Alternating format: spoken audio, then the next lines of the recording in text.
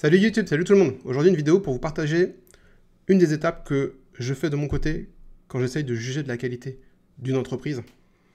Quand je me pose la question, est-ce qu'elle est intéressante à intégrer à mon portefeuille? J'ai déjà dit dans mes vidéos précédentes qui s'appellent Game of Moat et The Metrics, c'est très dur à l'heure actuelle pour moi d'être capable de manière autonome de juger de la qualité d'une entreprise à l'instant T et être capable d'estimer sa future performance.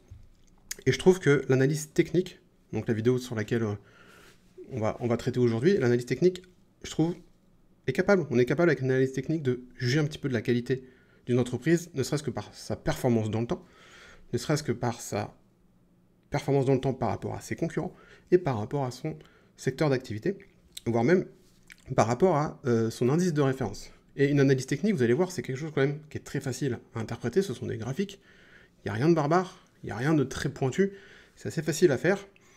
Et moi, pour le coup, j'aime bien toujours jeter un œil à l'analyse technique, voir un petit peu comment le prix d'une entreprise, le prix d'une action a évolué dans le temps, parce que ça va également m'apporter un peu de rassurance. Comme je l'ai dit dans mes dernières vidéos, j'aime pas les choses qui font du yo-yo, j'aime pas les choses qui baissent, évidemment, comme tout le monde, on veut quelque chose qui performe dans le temps. Et donc du coup, une analyse technique, c'est l'une des étapes aussi que je vais intégrer dans mon processus d'analyse d'une entreprise pour savoir si ça vaut le coup de l'intégrer dans mon portefeuille. Donc je vous montre tout ça sur mes écrans, c'est parti, bam! Allez, c'est parti, on va sur mes écrans. Du coup, je vais réduire ma caméra tout de suite. Voilà, ce que j'ai dit en introduction, c'est tout simplement, c'est que voilà, l'analyse technique, pour moi, ça va être une étude du prix. Et ça a un côté rassurant, je trouve.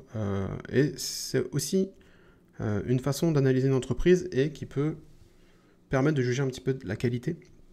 Parce que étudier son prix, évidemment, ça va nous permettre plusieurs choses.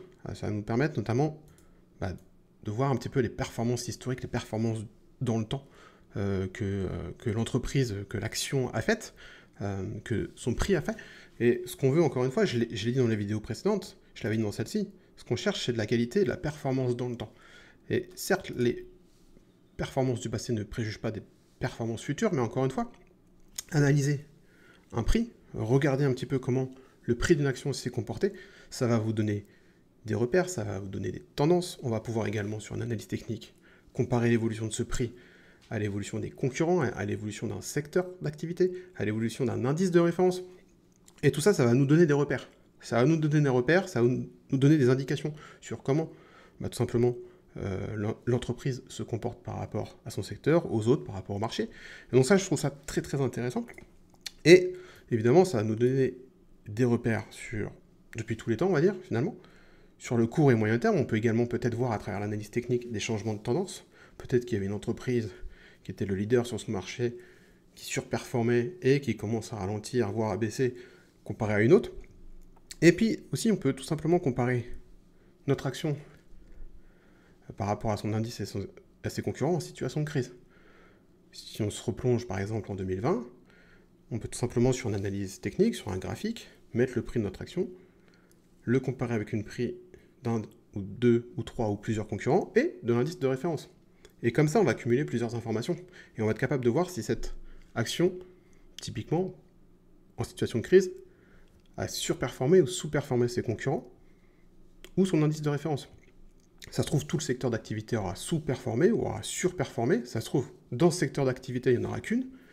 Voilà, ça nous donne encore une fois des repères, ça nous donne des tendances, et je trouve que c'est gage de réassurance encore une fois, et surtout si on se projette dans le temps, on est là pour investir sur du long terme.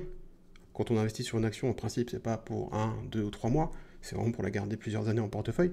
Donc il y a quand même des chances qu'on se retrouve, une nouvelle fois malheureusement, dans une situation de crise. Et donc du coup, de savoir tout ça à l'avance, encore une fois, d'un point de vue des émotions, d'un point de vue de la psychologie, d'un point de vue de la gestion de votre portefeuille, ça sera plus facile. En tout cas, ça l'est pour moi. Donc du coup, voilà, on va, à travers un graphique d'un prix d'une action, on va pouvoir avoir des repères et dégager des tendances. Quels sont les outils qu'on peut utiliser pour faire une analyse technique? Je pense que vous les connaissez tous. Il y a évidemment les plateformes dites de trading, d'investissement, comme ProRealTime ou TradingView, qui sont les deux plus connus et que j'utilise. J'ai fait un tutoriel sur ProRealTime, je le mets juste au-dessus. En plus, ProRealTime existe en version web et gratuite maintenant, donc c'est super cool à utiliser. TradingView, pour moi, ça reste le best, mais En version gratuite, c'est un peu plus contraignant que ProRealTime. Vous avez les sites comme Yahoo Finance et Google Finance, classiques. Vous avez des sites spécialisés sur la bourse comme Zone Bourse, comme Boursorama. Quand vous tapez le nom d'une action, il y a toujours un endroit sur la page dédié de l'action où vous allez trouver un graphique que vous allez pouvoir agrandir. Souvent d'ailleurs, ce sont des frames. Ils reprennent souvent l'interface d'une plateforme de trading comme ProRealTime ou TradingView. Et vous avez également vos courtiers en ligne. Moi, DeGiro et Bourse Direct, ils mettent également des graphiques. Après, moi, je trouve vraiment, plus on descend là dans l'ordre, et moins c'est précis, je trouve. Moins vous avez d'options aussi, moins vous pouvez faire des choses sur vos graphiques. Je trouve ça moins intéressant. Vraiment, utiliser soit des plateformes de trading, ProRealTime en version gratuite, soit Yahoo ou Google Finance, je trouve ça beaucoup plus intéressant. Et beaucoup plus facile à utiliser, et beaucoup plus parlant. Et comment faire une analyse technique? C'est relativement simple. C'est ce qu'on appelle un peu en tout cas moi, hein, comment je le fais, c'est du price action. Encore une fois, comme j'ai dit ici, hein, l'objectif de cette analyse technique, c'est tout simplement d'étudier le comportement du prix dans le temps. Donc on va faire une lecture du prix qui va nous permettre de dégager des tendances, qui va nous permettre de voir, encore une fois, je parlais de repères tout à l'heure, et les repères, vous allez voir, automatiquement, ces repères, ils vont vous tracer des supports de résistance, tout simplement, il n'y a rien de compliqué. Et parfois, il y a quelques figures chartistes qui sont très connues.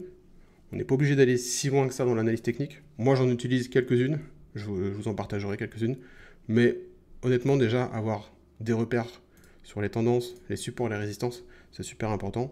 Et encore une fois, ça nous aide dans ce processus d'analyse de l'action. En termes d'indicateurs techniques, alors on part un petit peu dans des choses un peu plus techniques, hein, vraiment. On va analyser les volumes. Moi, je trouve ça intéressant d'afficher les volumes sur un graphique. Si vous voyez qu'en ce moment, c'est full vente versus full achat, il y a deux indicateurs qu'on appelle moyenne mobile. Pourquoi j'utilise ces deux indicateurs-là? Parce que c'est les deux plus connus quasiment. Moyenne mobile, souvent c'est la moyenne mobile 200. Et le Fibonacci, c'est le nombre d'or, les chiffres d'or, 61,8%. Je ne vais pas rentrer dans les détails, mais voilà. En fait, ce qui est intéressant également avec l'analyse technique, c'est qu'en fait, c'est auto-réalisateur. En fait, c'est que tout le monde utilise très souvent, la plupart du temps, les mêmes indicateurs. Donc en fait, tout le monde voit un petit peu la même chose. Et quand tout le monde voit la même chose, ça a tendance à se réaliser. Donc, voilà pourquoi j'utilise ces indicateurs-là. C'est pas non plus pour faire le kéké ou pour faire le mec intéressant, je suis capable d'utiliser 50 000 indicateurs.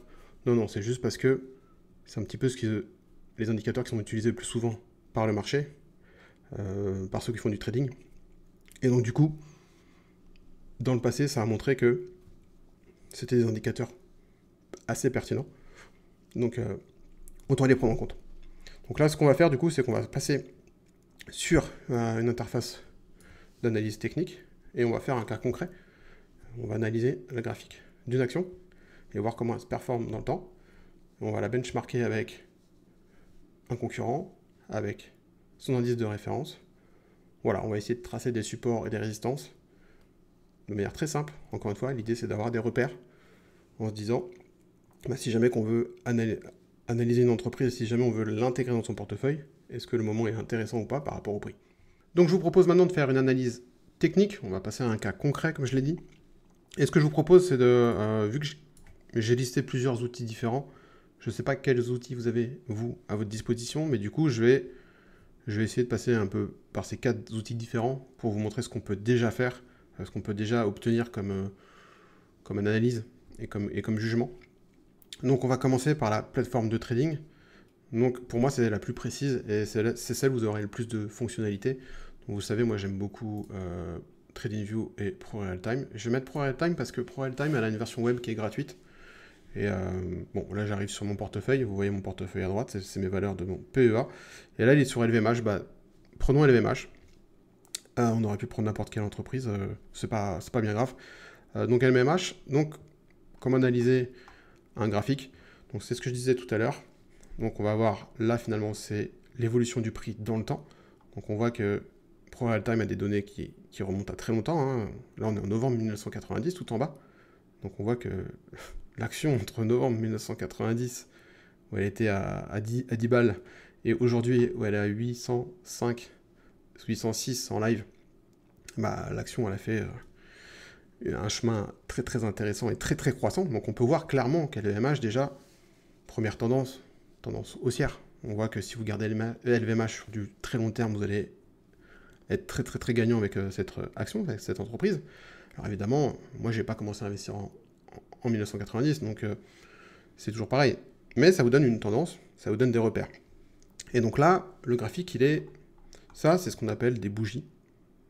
Des bougies ou des chandeliers japonais en analyse technique. Tout simplement, hein, code couleur il est simple. Vert c'est que ça a monté, rouge c'est que ça a descendu. Et une bougie est égale à une unité de temps. Alors quelle est l'unité de temps? Sur ProRealTime, elle est ici. Donc 1M, c'est-à-dire un mois. Donc ça, finalement, cette bougie, c'est la bougie de novembre 2020. On voit que sur novembre 2020, on va avoir des infos quand vous laissez, voilà.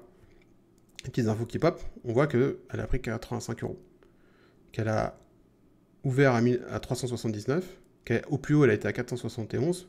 Au plus bas, à 376. Et qu'elle a clôturé, donc elle a clôturé le 30 novembre à 467 €. Alors qu'elle avait ouvert le 1er novembre à 379 €. Donc voilà comment il faut lire une bougie. Évidemment, votre unité de temps, elle se retrouve en haut à gauche, donc un mois. Moi, j'utilise mois, semaine ou jour, pas plus. Plus bas, ça n'a pas d'intérêt pour moi, à mon sens. C'est vraiment pour plus du trading. Et donc, du coup, on va faire ces trois intervalles-là, un mois, une semaine, un jour. Et on va voir les repères qu'on peut trouver. Donc, les repères, encore une fois, comme je disais, c'est donc la tendance. Déjà, la tendance, elle est croissante. Là-dessus, il n'y a pas photo. On veut se benchmarker par rapport aussi à son indice ou à un concurrent. Sur ProRealTime, ce qui est bien, c'est que vous faites un clic droit, vous mettez, alors on peut ajouter un indicateur. Non, ce qu'on veut, c'est comparer à une autre valeur. Et là, vous allez mettre tout simplement, par exemple, on va se comparer à Hermès, qui est un concurrent. Hermès, Euronext Paris. Donc là, on voit tout simplement, vous avez les deux courbes. Donc on voit que si je prends du recul, Hermès surperforme LVMH. On voit qu'elles sont à peu près par contre, clairement la même tendance. Voire même, on voit vraiment les mêmes mouvements. Hein. Quand il y a des mèches, il y a des mèches. Quand ça monte vers le haut, ça monte vers le haut. Ça redescend. Donc là, on est dans le même secteur. On est sur deux concurrents qui ont la même tendance de fond. Hermès surperforme plus, par contre. Ce qu'on voulait aussi, c'est comparer un indice. Donc on va comparer une autre valeur. Et là, vous allez tout simplement mettre le CAC. Parce que ce sont deux valeurs françaises.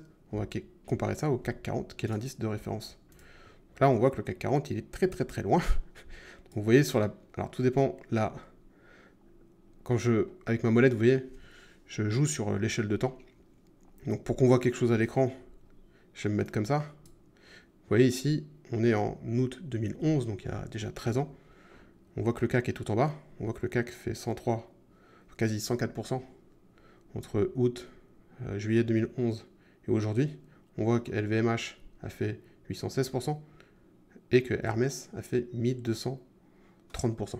Donc déjà, vous avez un petit peu une comparaison, 1 par rapport à un concurrent, 2 par rapport à l'indice du marché. Évidemment, on pourrait zoomer beaucoup plus. Mais sachez que vous pouvez faire cette comparaison sur toutes les unités de temps et que c'est intéressant à voir. On pourrait rajouter, je ne sais pas, Kering par exemple. Comparer une autre valeur. On va mettre Kering. Ces résultats sont tombés aujourd'hui, je crois qu'ils n'ont pas été terribles. Euronext Paris. Voilà, on voit Kering qui est ici. On voit que parmi les trois, clairement, elle avait la même tendance. Et puis là, finalement, en juillet 2021, à peu près là, changement de tendance. Les deux ont continué à monter. Et on voit que Kering a commencé à descendre. Et ça n'arrête plus de descendre, malheureusement pour elle. Donc comme ça, on peut déjà comparer des valeurs du même secteur et se comparer à un indice de référence. Donc là, ce que je vais faire, c'est que je vais maintenant que j'ai une idée un petit peu sur le secteur d'activité, sur la performance d'LVMH dans son secteur, sur la performance d'LVMH par rapport à son indice, je pourrais comparer davantage de valeurs, évidemment. Il y a d'autres valeurs dans le luxe. Il faudrait peut-être comparer L'Oréal. C'est pas 100% luxe, mais il y aurait L'Oréal. Et il y en aurait d'autres encore, je pense qu'on pourrait comme ça faire le jeu de plusieurs comparaisons, évidemment vous avez compris. Donc là je vais cliquer ici et tout simplement je vais aller une par une supprimer mes comparaisons parce que j'ai eu l'indication que je voulais. Donc LVMH est plutôt une entreprise qui surperforme le marché, qui dans son secteur d'activité n'est pas la plus performante, mais fait quand même partie du haut du panier, juste par rapport à l'analyse du prix, encore une fois. Et là, maintenant, je vais analyser purement et simplement le graphique de LVMH et je vais essayer de trouver des repères. Donc moi, comme je disais tout à l'heure, on va essayer de trouver des prix qui font, tout simplement, qui sont des bons repères, c'est-à-dire soit qui font un peu comme, comment dire, des prix qui bloqueraient tout le temps le cours de l'action, des prix qui, au contraire, seraient synonymes de rebond à chaque fois qu'elle vient toucher ce prix-là. Vous voyez, avoir des prix, des repères comme ça. Donc là, je ne vais pas repartir si loin, hein, parce que là, 2001, la valeur était à 50 euros. Je pense qu'on va se concentrer un petit peu plus sur cet espace-temps. Donc là, déjà, la première chose que je peux faire, c'est mettre un support, qui est la valeur la plus haute, qui a atteint LVMH. Alors, en principe, c'est magnétisé, voilà. Donc, de toute façon, c'est pas bien grave si vous êtes à 1 euro près. L'idée, encore une fois, c'est de borner et de voir un petit peu où sont les repères les plus importants. Là, on peut voir effectivement, donc on a une résistance. En vert, j'ai essayé de trouver un support. On voit que là, il y a eu 1, 2, 3 mèches, à peu près dans les mêmes zones de prix. Là, on voit que, voilà, à peu près, par ici. Donc déjà, j'ai borné un petit peu LVMH. Donc certes, la borne est, enfin, l'espace entre les deux bornes est très important. Donc on va essayer de trouver d'autres repères comme ça assez facilement naturels. Si ça ne se fait pas en mensuel, parfois juste descendre d'unité de temps, passer en semaine. Et là, je trouve qu'on les voit parfois nettement mieux. Donc là, on voit effectivement que le prix ici, c'est cette zone, a souvent tapé. Ici, donc on peut mettre un repère ici. Encore une fois, c'est des prix, mais souvent vous pouvez mettre plusieurs droites hein, en vous disant ok, il a tapé là aussi. Et c'est plutôt des zones que vous allez chercher. Hein. 20 euros sur une valeur qu'on fait 800, c'est pas super important. Là, on peut voir effectivement encore une fois, là, c'est plus récent, mais en 2023, elle a rebondi plusieurs fois sur ce niveau de prix là à peu près, aux alentours des 640. 640 euros. Là, on voit que ça avait rebondi aussi. Donc voilà, ça vous donne, au fur et à mesure que vous allez faire votre analyse, ça vous donne des prix des prix repères tout simplement. Et je pense qu'il n'y a pas besoin d'aller vraiment plus loin. Alors, moi, je préfère les supports, enfin les droites horizontales, que ce soit des supports ou des résistances, mais vous pouvez tracer aussi des obliques. Et là, il y en a peut-être une. Vous voyez, bon. 1 point, 2 points. Là, elle a cassé les revenus. Là, elle a recassé les revenus.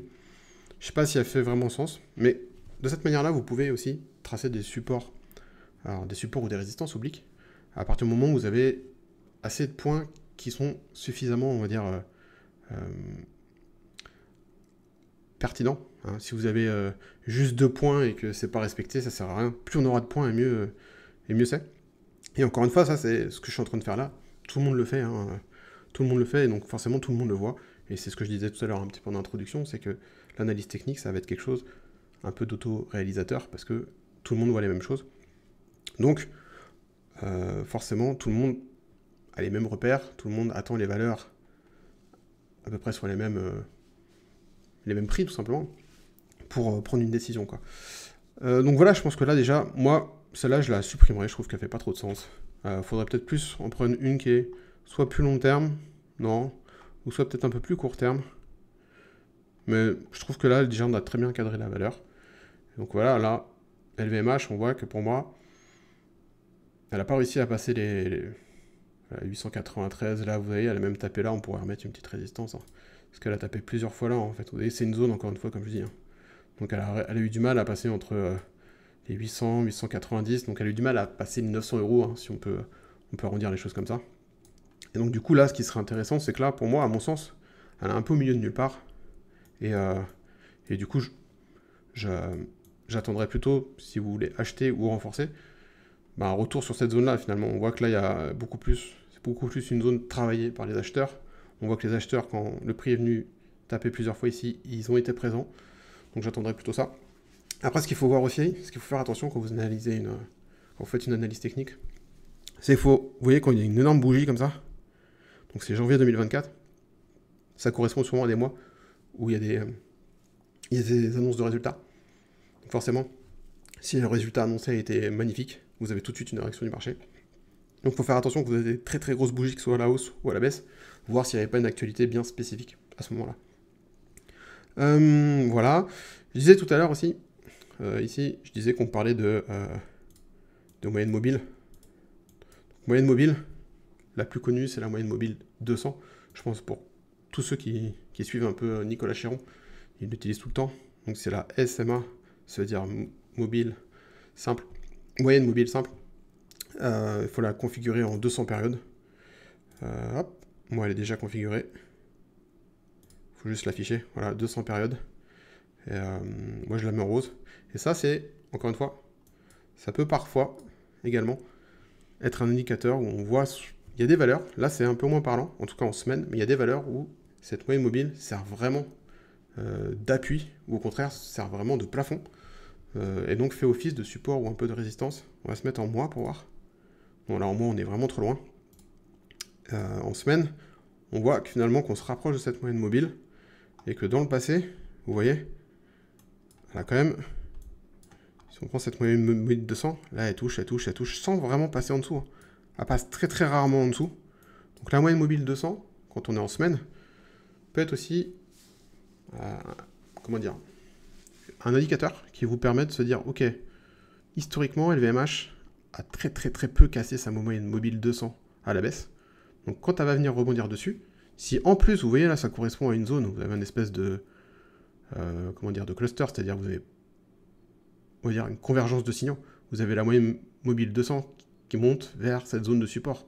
Donc admettons qu'LVMH descende un petit peu et vient sur cette zone-là, va se rapprocher de sa moyenne mobile 200. Donc vous allez avoir une convergence de signaux qui peuvent être intéressants et encore une fois que tout le monde va voir. Donc voilà, c'est vraiment des choses, je trouve, intéressantes à étudier quand on étudie et quand on analyse une entreprise. Et je vous parlais tout à l'heure d'un dernier ratio qui s'appelle le Fibonacci. C'est un peu complexe, on n'est pas obligé de l'utiliser. Pour moi, c'est plus de l'ordre du trading, mais voilà, c'est vous prenez tout simplement, vous prenez tout le mouvement, que ce soit une baisse ou une hausse, et en fait, ça va vous donner des ratios. Et le chiffre d'or pour Fibonacci, c'est 61,8. Et c'est vrai que souvent, ça peut être également, encore une fois, en plus de la moyenne mobile, en plus des supports résistances que vous allez tracer, un élément à prendre en compte. Parce que c'est encore une fois un élément que beaucoup de fonds, d'investisseurs, de traders utilisent. Et donc du coup, qui est assez connu sur le marché et qui est utilisé par pas mal de monde. Et donc du coup, qui peut également avoir cette prophétie auto-réalisatrice. Et ça peut être, encore une fois, un élément supplémentaire dans votre analyse technique pour cibler une zone. Vous voyez, le 61,8, il est sur cette zone-là. Là, a priori, il correspond à pas grand-chose. Donc peut-être que c'est pas finalement la bonne, il n'y a peut-être pas bonne utilisation dans ce cas-là, mais ça peut être intéressant. Encore une fois, si je prends peut-être cette hausse-là, elle était venue faire une baisse, hausse. Vous voyez, si je tends là, vous voyez où c'est venu rebondir dans cette fameuse zone des 61,8.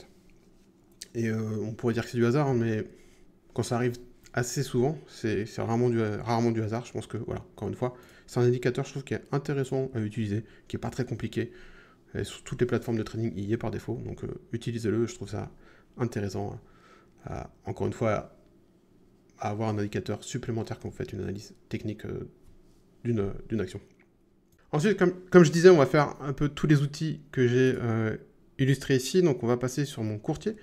Moi, vous le savez, sur mon PEH, je suis chez Bourse Direct. Et on va tout simplement aller sélectionner LVMH. Là, il vous ouvre la page dédiée. Et dans LVMH, vous avez, c'est pas ce graphique-là. Vous avez un onglet ici, graphique, voilà.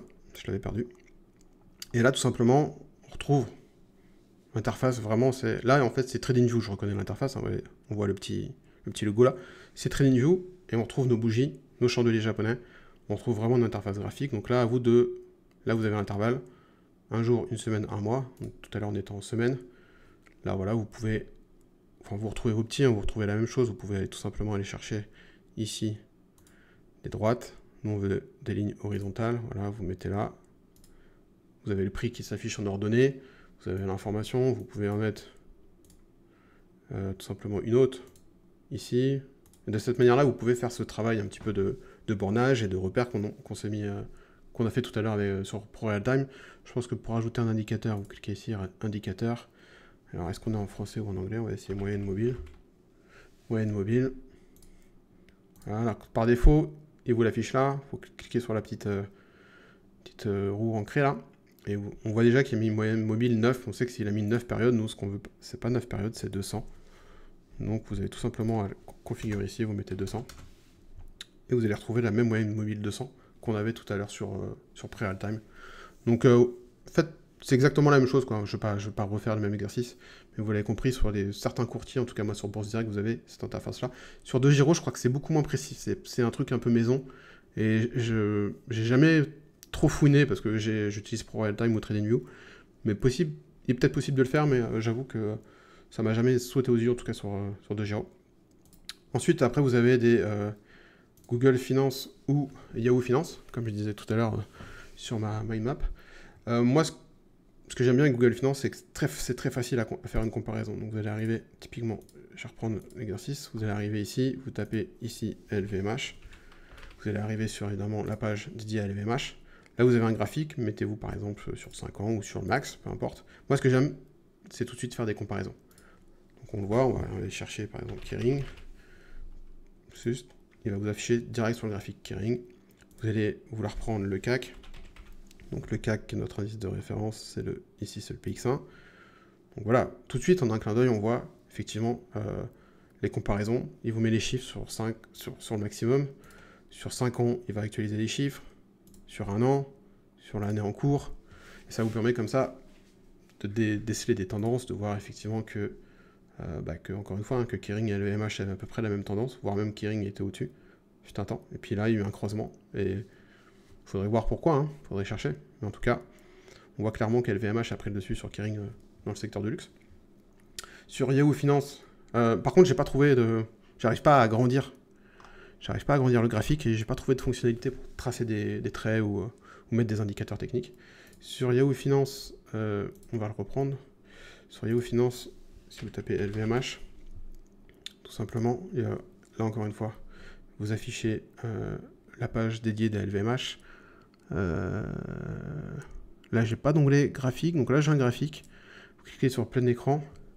Donc là, vous avez LVMH. Alors, je sais pas si par défaut le graphique est en bougie, en chandelier japonais, mais si c'est pas le cas, c'est ici.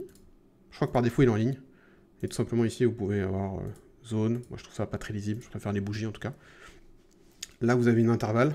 Donc c'est finalement la bougie. Une bougie est égale à un jour, une semaine ou un mois. Donc c'est exactement ce qu'on avait sur ProRealTime. Et vous pouvez tracer des zones. Ouais, j'ai tracé un trait ici, tout simplement pour le tracer. Vous allez là dans trait. Et ici, vous avez différentes choses. Moi, j'ai pris une ligne. Et tout simplement, vous pouvez prendre une horizontale, je pense. Une fois que vous avez sélectionné votre objet dans le menu, là, vous cliquez un endroit sur le graphique. Et il va vous le tracer. Et il vous met en plus le prix, encore une fois, dans l'ordonnée. Donc, plutôt cool aussi. Après, je trouve que c'est moins précis, moins facile à utiliser que ProRealTime. Mais en tout cas, vous pouvez le faire sur Yahoo Finance. Et je disais aussi les sites comme les sites spécialisés de bourse. Là, j'ai pris Boursorama. Et sur Boursorama, vous allez taper LVMH dans la barre de recherche. Et il va vous afficher, la page dédiée de la page. Et ici, par contre, là, voilà, vous avez un graphique. Vous le mettez en grand écran. Alors, par défaut, il est comme ça, donc c'est pas très joli. C'est ici, là, style de cours. Moi, je vais repasser en bougie. Vous avez là, ce sont des bougies. On est sur la même journée, donc ça, c'est des bougies minutes. Donc, nous, on va pas se mettre en une minute. On va se mettre en... Alors, l'intervalle de temps, autant se mettre sur 5 ou 10 ans. Et là, vous voyez, j'avais déjà tracé des traits, j'avais essayé en amont. Tout simplement, en fait, vous allez... ici, vous avez des tracés. Encore une fois, vous choisissez ce que vous voulez. On retrouve Fibonacci, par exemple. Et là, vous avez des droites horizontales. Vous sélectionnez. Puis, vous venez mettre votre pointeur sur le graphique, vous appuyez. Hop, et ça vous met à droite. Alors là, ce qui est un peu moins bien, c'est qu'on n'a pas le prix. Peut-être que j'ai pas pris le bon outil. Peut-être que si j'avais pris support résistance, il va me le mettre. Ouais, il me le met. Donc ça dépend de l'outil qu'on utilise. Mais on peut retrouver de la même façon, hein. Je pense qu'il y a des indicateurs techniques aussi. Indicateurs, moyenne mobile. Donc là, on voit qu'il affiche une par défaut, et nous, on veut une moyenne mobile à 200. On met la 200, et il vous affiche la moyenne mobile. Alors là, par contre, le seul truc qui est un peu embêtant sur Yahoo Finance, c'est que... Non, sur Boursorama, pardon. C'est que je ne sais pas, les bougies, c'est quoi l'intervalle d'une bougie, en quelle unité de temps on est. Donc bon, je le ferai moins sur Boursorama. Et sur Zone Bourse c'est encore plus pointu. Zone Bourse, mais il vous mâche le travail, et je sais que dans Zone Bourse, c'est l'interface de ProRealTime. Vous allez retrouver cette interface-là. Donc tout ce qu'on a vu avec ProRealTime est valable sur Zone Bourse. Vous tapez le nom d'une valeur, et vous allez retrouver la partie graphique, et vous allez pouvoir tracer vos éléments de la même manière qu'on l'a fait sur ProRealTime. Donc voilà, moi je trouve, encore une fois, l'idée c'est vraiment pas d'être un trader, pas d'être le sniper en disant tiens là ça fait telle ou telle chose, pas du tout. L'idée c'est vraiment de tracer des repères, des zones sur lesquelles encore une fois le marché a réagi, soit à bloquer le prix à la hausse, soit il est venu bloquer à la baisse, c'est-à-dire permettre au prix de faire un rebond. Et quand ça fait un rebond, c'est que les acheteurs se situent à ce niveau-là. Quand ça bloque, c'est que c'est plutôt des gens qui avaient acheté qui veulent vendre, ou peut-être même tout simplement des vendeurs. Je sais qu'on peut shorter sur les marchés. Bref, c'est vraiment d'avoir une vision un peu globale de la chose, de voir évidemment la tendance historique, de voir la comparaison avec ses concurrents dans le même secteur, la comparaison par rapport à son indice de référence, et voir effectivement l'historique et la performance dans le temps qu'elle a eu, parce que je trouve que c'est, à mon sens, aussi un gage de qualité. Ça rassure évidemment, ça sera plus facile à gérer psychologiquement et dans le temps parce qu'on investit sur le long terme. Et si par le passé ça s'est mieux passé, ou par exemple que le marché en situation de crise, ou mieux passé que les concurrents en situation de crise, c'est un petit gage de réassurance pour le futur. On sait qu'on investit pour le long terme, qu'on va être là pour plusieurs années, et encore une fois, savoir qu'on a en portefeuille des entreprises qui résistent mieux en cas de crise, c'est toujours intéressant, et voire même qui superforment mieux en temps de tendance haussière, tout simplement, hein, quand les marchés croient. Donc voilà, encore une fois, c'est pour se donner des repères, des indications. C'est pas pour être un trader. Et je sais que beaucoup n'y apportent pas beaucoup d'importance. Moi, voilà, je trouve que c'est important. Et j'avais vu une vidéo sur ce sujet, je crois que c'est Roman Payet, ou Roman Payet, désolé pour le prénom, qui parlait justement de performance et de linéarité dans le temps. J'afficherai la vidéo à l'écran. Et franchement, quand j'ai regardé sa vidéo, déjà je lui dis bravo parce que j'aime beaucoup ces vidéos, elles sont assez longues et je trouve assez de bonne qualité et très facilement compréhensibles. Mais quand il avait fait cette vidéo, ça traitait en gros de deux critères, c'était de la performance et de la linéarité. Et finalement c'est de la régularité, presque de la croissance, de la performance de l'action dans le temps. Je l'ai compris un petit peu comme ça. Et en vrai, ce qu'il a décrit à travers cette vidéo, c'est exactement ce que je recherche sur un graphique. C'est que souvent, moi, vous m'entendez dire sur mes vidéos, moi, je veux des actions qui vont tout droit.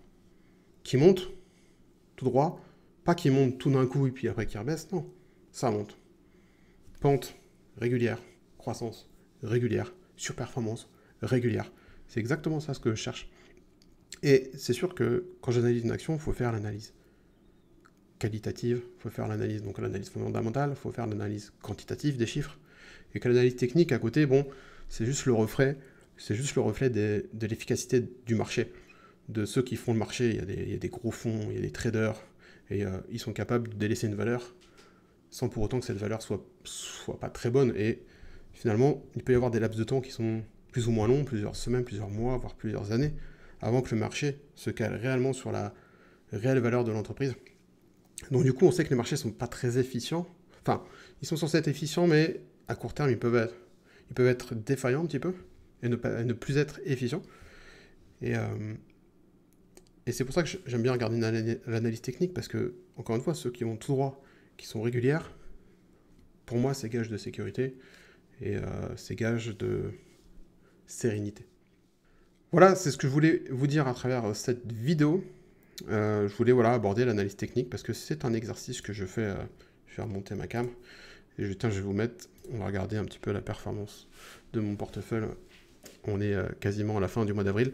Mais ce que je voulais vous dire, voilà, c'est que moi, tout simplement, j'aime regarder l'évolution du prix d'une entreprise dans le temps. J'aime voir sa performance dans le temps. C'est vraiment un aspect qui me rassure. L'analyse technique, en plus, je trouve que c'est, au premier abord, plus simple à comprendre. Je pense que, en tout cas pour moi, hein, lire des documents qui font X pages, lire des tableaux full chiffres que je ne comprends pas au premier abord, versus une courbe, bah, la courbe tout de suite me parle beaucoup plus. Donc voilà, c'est un exercice qu'il faut faire. Encore une fois, l'idée n'est pas d'être un trader, l'idée n'est pas d'être le plus précis possible et d'aller sniper une action sur tel ou tel prix et de réagir au très court terme. Je pense vraiment que l'analyse fondamentale et l'analyse quantitative priment largement sur l'analyse technique. Mais j'aime bien faire cet exercice-là, donc je voulais vous le partager aujourd'hui en vidéo. Dites-moi vous si en commentaire vous faites la même chose, si vous avez l'habitude de regarder un graphique, le cours d'une action. Est-ce que ça a de l'importance pour vous?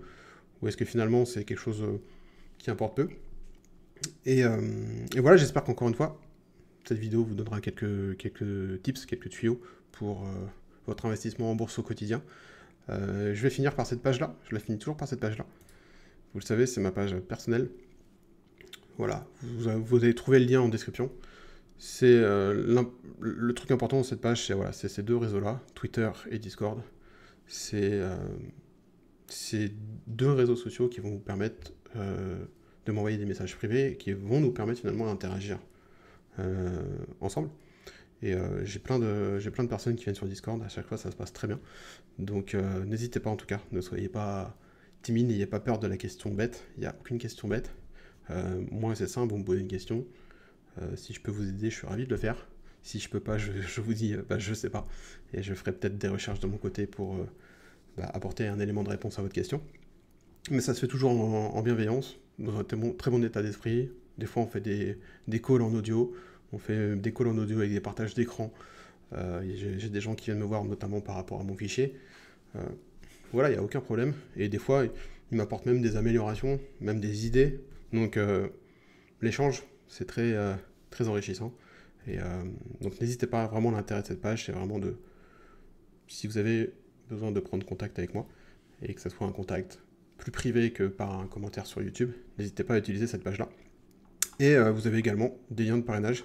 Alors les offres peuvent changer, hein, des fois elles sont plus intéressantes, des fois un peu moins, mais en tout cas c'est deux offres de parrainage vers mes courtiers, Bourse Direct pour mon PEA, de Giro pour mon compte titre, si vous avez envie de passer par les mêmes courtiers que moi.